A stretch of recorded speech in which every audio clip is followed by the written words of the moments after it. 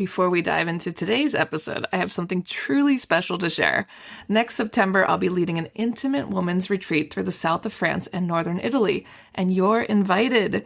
Picture this: mornings exploring the colorful markets of the French Riviera, afternoons sipping wine, and a hotel view with golden Mediterranean sunsets.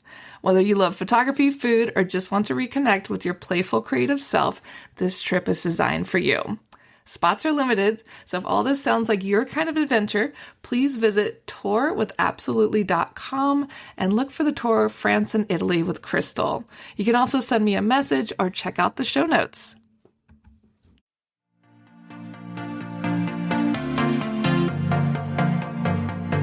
Hey guys, my name's Crystal Kenny, and I'm in love with creating.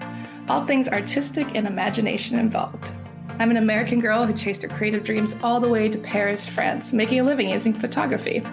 This podcast takes you inside the stories of all the artsy folks I've met along the way and gives you that extra push to discover your creative gifts. The desire to create is deeply inside each and every one of us, and I give you the tools and inspiration to find a new way of living a more creative life. This is La Vie Creative, the podcast.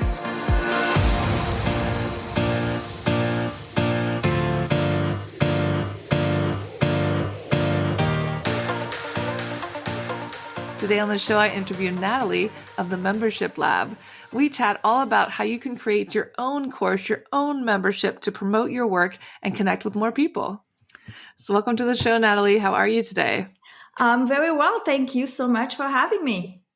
I'm super happy to talk to you today because you're helping people turn what they know into a business to help other people, which is basically what we're all about on the show, is helping others through our work. So I think what you do will be very important to listeners today. But I want to start with where you're from and what brought you, back to France, because you moved to the States for a while. Yeah, so I am from France. I currently live in the south of France. So I was born in France, and long story short, I met my boyfriend, now husband, in college in France. And when we finished college in 1995, we decided to live the American dream and move to the US. So we did that. We stayed there for 10 years. We had 3 kids there. And then in 2005, we decided to sell everything and move back to France to get closer to family and to start a business on our terms. And we've been in that house ever since. So you've had the best of both worlds, really. You got to head over to the States, check that out, and now you're back home. And like you said, to be closer with family. Yeah, absolutely. I felt like 10 years was like a good amount. So we were in a corporate world. We were not entrepreneurs. So that's also the big difference. When we moved back, we started our own business. Yeah. But yes, definitely it was an amazing experience. Absolutely. And so when you were there, was that kind of getting the wheel turning on like, hey, I could start my own business doing this type of thing? So no, absolutely not. Actually, it really didn't happen that way. We were just, so we were in California, in San Francisco. Crazy life, lots of car drivings, very, very busy, making great money, but no time to spend it, those 2 weeks of vacation that, that you get, and always running around, with the kids because they've got activities and things like that. And then we had a cabin in the mountain, and that was like a 3-hour drive. And one time I fell asleep at the wheel. Oh no. And another time coming back from work, I fell asleep on the San Mateo Bridge. Oh no. Yeah. So those were like kind of like 2 signs that, okay, it's great, but I felt like we were not living the life. You see what I mean? It was like you get up, you get the kids prepared, get them to school. They are the first one to get there, the last one to get brought back home, and lots of driving and working, and not a lot of time to actually enjoy and do anything else. Yeah, exactly.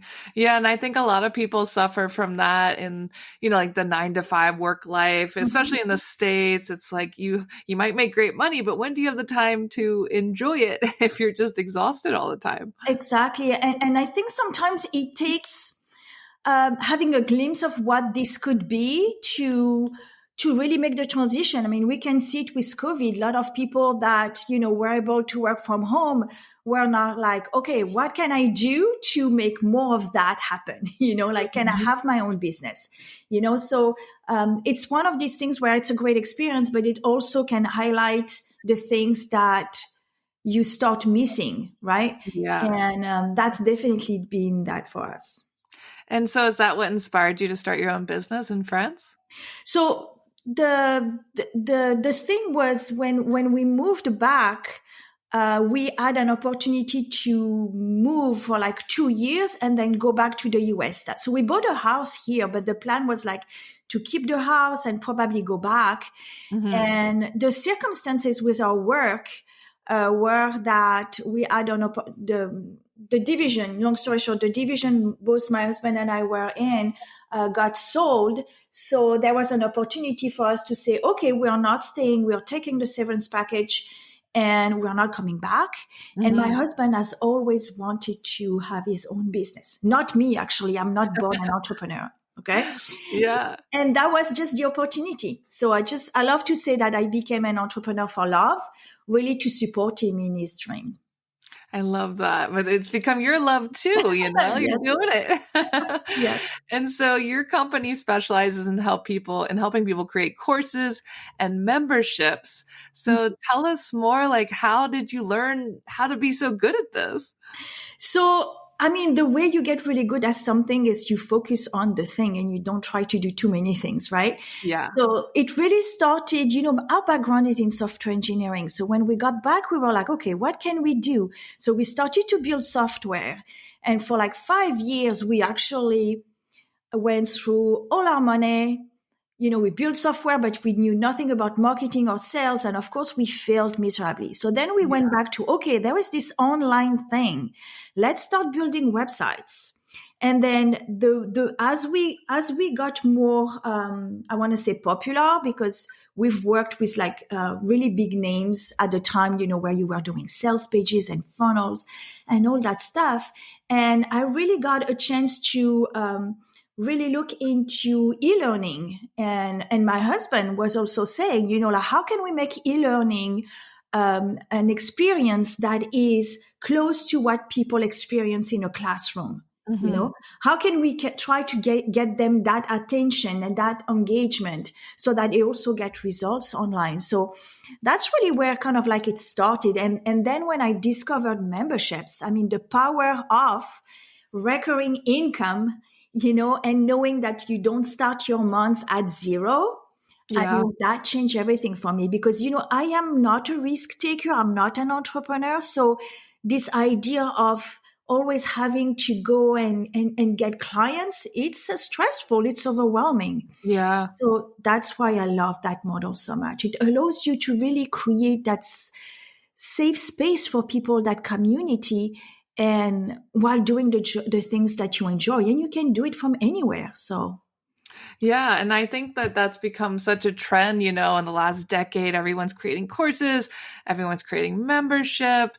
So talk a little bit about that. Like, maybe some people don't really understand what that is. Like, explain to our listeners a little bit about course creation and membership. Yeah, sure. So when people ask me what I do, what I say is I really love to help people turn their passion, their expertise into recurring income. And basically the idea behind is that whether you've worked in corporate, whether you're a mom, a wife, a neighbor, whatever that is, if there is an expertise or something that you've learned through your own experience, even not in business, right, but in life, there is a chance that what you learn, you can share it with other people and they'll be willing to pay for it to have the accelerated version, right?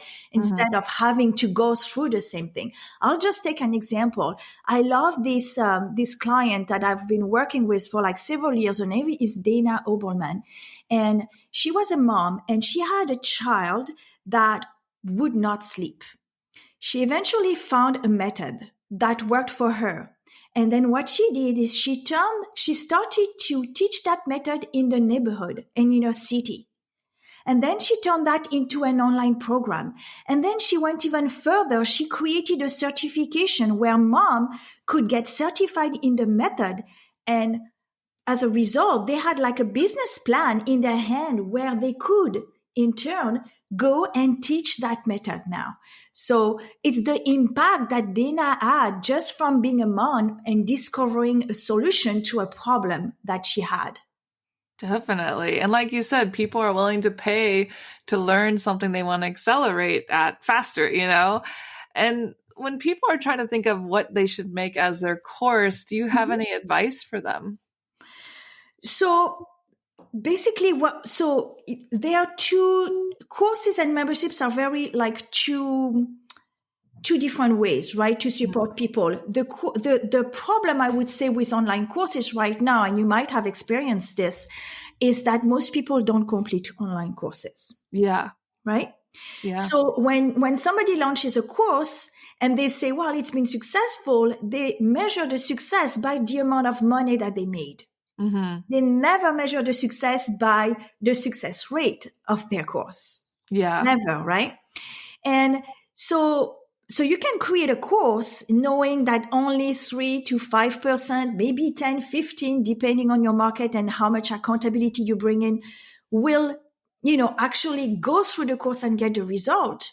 Or you can package your online course with a community where people are going to get the extra accountability and support so that they can do it at their own pace and not feel like they've missed the train. With the course, when you get, a little bit behind and a little bit, and the next thing if you don't implement as the course goes, then suddenly, you've missed the boat. And then they say, well, you have access for life. So you're like, oh, okay, great. I have access for life. And what happens is you shelve it and you never go back to it. Right? Yeah. Yeah. I think a lot of people have bought courses and myself included. I bought several courses and I'm like, I need to sit down and do this, but it takes like several hours. And exactly. So the key, and this is the key when you create a course, but it's also the key when you buy a course. So when you're tempted to buy a course, and that's the psychology that you want to really understand from your ideal client, what your ideal student for your course or your membership, is that you have to be really clear on what is the emotional state that they are in and how much do they need this? Is it a priority to them? Because if it's not a priority, if it's a nice to have, then they might sign up, but will they engage? Will they get results, right? It's a totally different story. So I would say, like, when you want to create a course or a membership and you're wondering which one I should do, the first thing to look at is you can see a membership as a recurring problem, a recurring solution to a recurring problem. Does it require, can you do this on your own, or does create, having a community, will that create a synergy? Would that make it more possible for people to get results, right? Like, will they be more likely to engage and therefore commit and be held accountable and therefore get results? So it's really that you're looking into. And I understand that some people don't want to create communities, and that's totally fine. But it's like the best idea, whether this is a course or a membership, is at the intersection of what do you want to do and what is one problem that people really have and are willing to pay for. Right? And that's where your idea really is. And what are some common issues you see when people create a course? What are some things that commonly happen that are mistakes? So probably the most common mistake is I am an expert, so I know what people want. So I'm going to spend 2-3 months recording videos. I might get a photographer, and I'm going to spend a lot of money creating content, absolutely convinced that I know exactly what the program needs to be without even talking to people. And so it not only costs money, it costs time, and it's very likely that the vision that we have for the program is very likely not exactly what people want. So what I tell people instead is really to, when you have an idea, start talking about it. Even if you don't know exactly what it's going to look like, how much it's going to cost, when you're going to do it, start talking about it and see if people are raising their hand and say, hey, I'm interested. Mm-hmm. Because I say, when you start talking about it, if you can't get people to raise their hand and say, hey, Crystal, let me know. Yeah, I'm interested. Let me know when you have more information on this. How do you expect people to pay later? Yeah. Right. And that's the hardest part, because it's figuring out your audience. You can be the best at your gift, at your skill, at your expertise. We are marketers first, whether we like it or not. And what are some tips you have for when you are marketing? Are there some things that people should use as creatives? Because I know a lot of creatives, they love creating their art, they love creating, but they don't know how to sell. Like, are there some common tips you recommend? So, I mean, if you want to be successful and if you want to run a business and not just be an artist, like a painter or, basically an artist, then you have to shift your mindset and stop saying that you hate to market and to sell, because that's the energy that you send. Mm-hmm. Basically, you're telling the world, I don't like selling, so don't buy from me.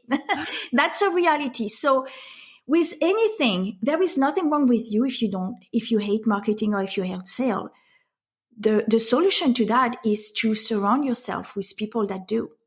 Yeah. So some people can do all of it on their own at the beginning because they can wear all the hats and they understand that even though they might not like to do it, they understand that it's necessary and why they have to do it.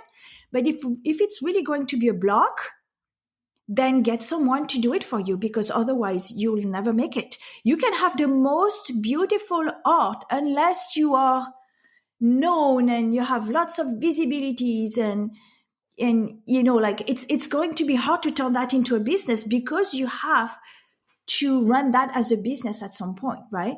Mm-hmm. So you have to ask for the money. I know it's really hard for people that are so passionate about what they do to ask for the money, but if you look at it this way, if I ask for the money, it will allow me to invest to impact even more people. Yeah. Right? The money is not for me. The money is for me to put back into the business to provide even better services, more impact, more reach, right? So it's really understanding what is the block in that. But like if you say, I don't like sales, I don't like marketing, you have to shift that into who can do my sales, who can do my marketing, because it needs to happen, to have a successful business. For sure. And are there some common places that you recommend for people to search for people to help them market or help them, sell? Like, where do you find these people? There are so many people so that's the thing.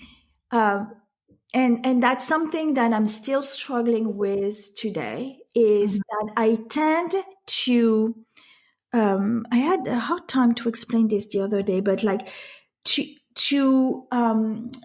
I tend to see that my value in what I do is measured by my ability to sell. Mm-hmm. You see what I mean? Like if I cannot sell my heart, that means that my heart is not good. It's not pretty. Yeah. You know what I mean? Yeah. Which is very different. It's two different things, right? So really the key is to surround yourself. So when you are asking, where can you find these people? You have to build your network. There are so many people out there that are great at selling their services. Mm-hmm. Their services are really bad. Yeah. So just because they sold you on the idea, doesn't mean that they can actually deliver. Yeah. You see what I mean? Just the same way as an artist might be struggling to sell their art or their creation, the same thing, the other way around is true as well, because they can sell doesn't mean that they're going to do a good job. And there are a lot of people out there that don't do a good job, and they have no problem to sell you every single day. So what I do, and I recommend everybody to do, is really to go with recommendations. Mm-hmm. But to have recommendations, that means that you have to get out there and you have to build your network. That can be online, that can be offline, meeting people, but that can be partnerships. I have lots of people that I talk to regularly. I probably have over a list of 100 people that I can connect on a certain topic, and they will remember me. And I know if I need something, I can ask them, their opinion, or if they know someone or something like that. So I've been in business for 18 years. So I'm still connected with people from like over 10 years ago. Mm-hmm. That helped me get some clients actually, and things like that. Right. So, that's my recommendation, is to go with, asking around people that and make sure that you validate the work that's actually been done, because there are so many people that sell services but don't deliver. Yeah. And like you said, it's two very different things. So don't feel bad if you're not good at selling, but you're good at your art. Like you said, you can find people to help you do those things. It's all about networking. It's all about connections. And what are some of the top resources that have helped you on your business journey? Are there certain websites that have helped you, certain places that have really helped you grow your business? So my approach, because I shared with you, I'm not like wired as an entrepreneur, if you will. Yeah. I'm more like an integrator. Like, give me a to-do list and I'm happy. I'm the good student. Okay. Yeah. So I can watch videos all day and then be busy, right, and feel like I'm making progress. So very early on, what I had to do is really hire a coach. Right. Mm-hmm. So I've always been in programs that are, like a year to 2 years, where I surround myself with others that are like me, that are trying to grow. And to me, it's not only a great motivator, but it also shows me what is possible. It inspires me. Yeah. So it's when you start looking at other people that are trying to do something similar as what you do, not as competition, but as validation that you can see what is possible and you celebrate when they are successful, then really things really starts to shift, and you really start to understand that there is space for everybody, and that you get to create your own unique thing, so that there is virtually no competition. Mm-hmm. Right. And so to me, I've always surrounded myself, with communities, paid communities, not cheap. I'm not going to say cheap. And of course, I belong to memberships. I don't know even how many, but yeah. And what is your recommendation for finding a coach? Like, there's so many out there. How do you choose? How do you know who's good? Like, how do you choose your person? So, I mean, the thing is that there are so many coaches out there, right? Yeah. And like I said, a coach there are a lot of coaches that are really successful that you don't see online, right? Mm-hmm. So it's really, again, starting by talking to people who they've been working with. But some great coaches are also online. There are several coaches that I've worked with that are online that you can find. And what I would say is start listening to their content and see if it resonates. Mm-hmm. What's really important is you have different styles. What I try to look for is like, what are their values? And you pretty much, like, if, for example, if they have a podcast or if they have a YouTube channel, you start listening and see if what they say resonates with what you have to say. And then maybe you sign up to their free stuff and you start reading their email and see how that feels. And maybe there is an opportunity to hop on a workshop or to hop on a call, on a discovery call, right? So I would not jump on the first one that comes and that sounds amazing. But I think you also have to follow your intuition with that. And I always, because I talk with a lot of people and I hire people for certain things and things like that, I'll always look at how people, I want to say treat me, but it's like, how like you want to treat people, like the way, You want to be treated. the way you want to be treated, right? So I'm always looking at like, is that something I would say? Is that how I would handle it? Like to try to see if it aligns with what I stand for, right? Yeah, with your values too. Exactly. So, but it's a lot of following your intuition, you know? Yeah. And like you said, looking for someone who resonates with you, looking at what they're doing, asking other people who they like. And it definitely takes some research, just like anything. Exactly. And you know, I think it's also important to understand what type of coach you're looking for, because there are lots of coaches out there that have been successful at doing things a certain way, and they are coaching around this way. So when you work with them, they're going to guide you in a direction, and that's pretty much the direction you have to go. And if you don't do that, they're like, you're not following the coaching. And with no consideration with what I want to do. That happened to me, okay? And it's basically, you follow this, do exactly this. If you don't want to do this, then you're not following the coaching. It's not coaching. It's basically telling me how to run my business, which is very different, right?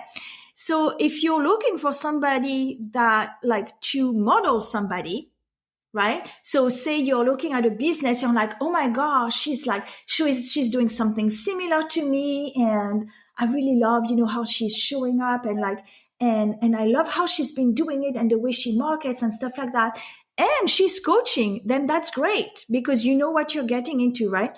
But if you're looking for more like a general business coach, then you really want to make sure that you understand what is their strategy. Because if their strategy is to get you into one specific way of doing things, say, for example, they say, well, you have to do a podcast and you have to sell through your podcast only, and you don't want to do podcast, or it's through video and you don't want to do video, then you're stuck, right? It's not in alignment with what you want to do. So there is, this distinction is in really knowing what it is that you're really looking for.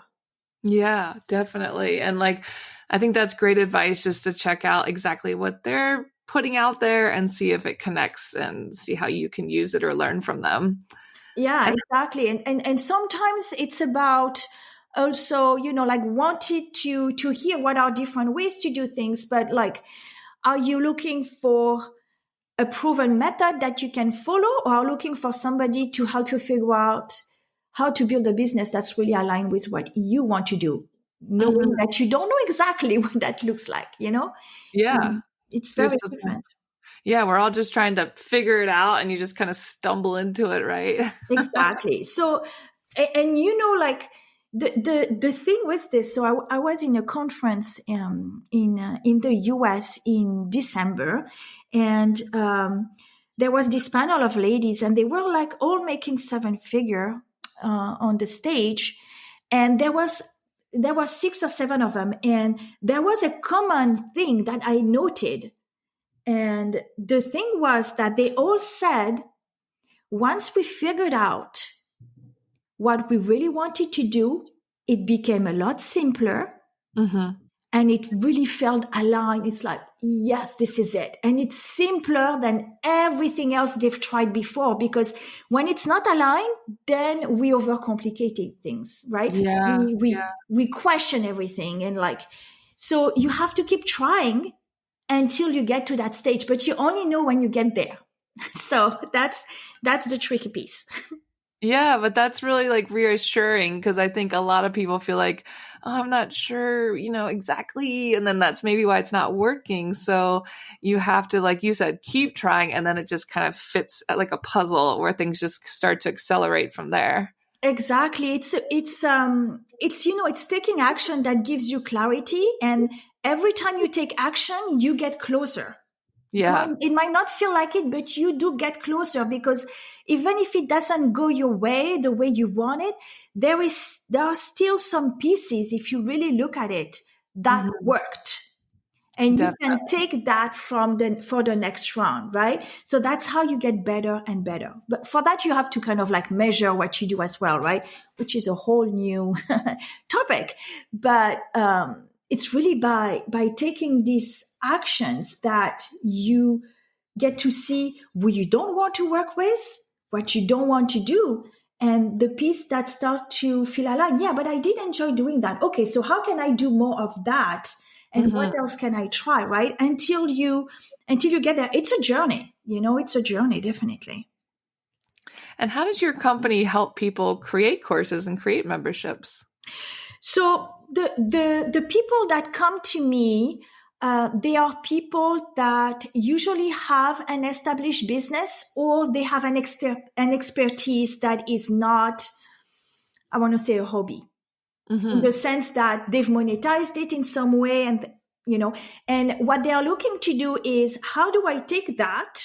How do I even unpack what's in my head or in my hands, however your expertise is, and turn that into an online learning experience where people can get results.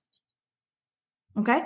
So the idea, for example, for a business, for a membership, would be that maybe you're working one-on-one with people, whether this is offline or online, and you want to either create that recurring income, or maybe you want to stop doing one-on-one work, or maybe there are a lot of people that you talk to, but they don't sign up to your program because maybe the price point is too high.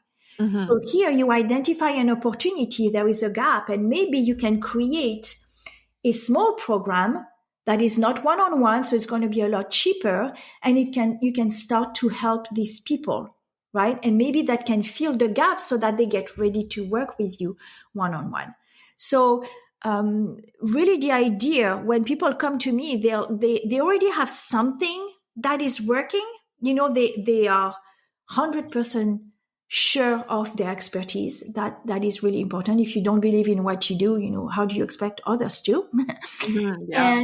And I help them figure out, okay, where does a course or membership fits within what you want to do, and based on what you have already that is working. Like maybe I have a huge Facebook group, but nobody's paying there. It's super engaged and I'm not monetizing it. Okay, let's look into that. Is there an opportunity to invite them to something, right?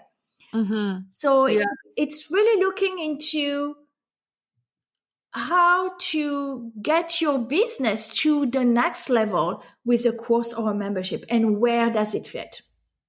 I love that. Yeah, a lot of people need help with that. And that's really nice to know there's somewhere to go for that, because it's kind of a random thing. And where can people connect with you and learn more about your business and reach out?